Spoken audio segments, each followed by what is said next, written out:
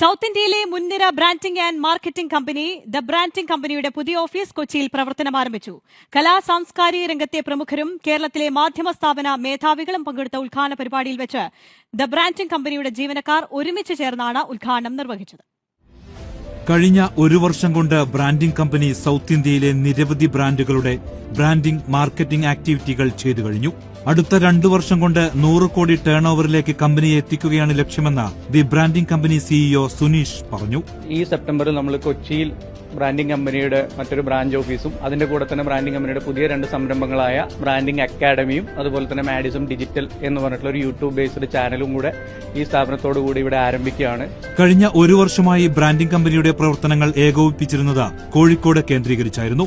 കൊച്ചിയിൽ office തുറന്നതോടെ digital marketing കോഴ്സുകളും marketing related training പ്രോഗ്രാമുകളും നൽകുന്നതിനായി ദി ബ്രാൻഡിംഗ് അക്കാദമി എന്ന പേരിൽ ഒരു ഇൻസ്റ്റിറ്റ്യൂട്ട് തുടങ്ങാനുള്ള ഒരുക്കത്തിലാണ് ബ്രാൻഡിംഗ് കമ്പനി. ഇൻഫോർടൈൻമെന്റ് പ്ലാറ്റ്ഫോമായ മാഡിസം ഡിജിറ്റൽ നിലവിൽ കമ്പനിയുടെ കീഴിൽ കോഴിക്കോട് ആസ്ഥാനമാക്കി പ്രവർത്തിക്കുന്നുണ്ട്.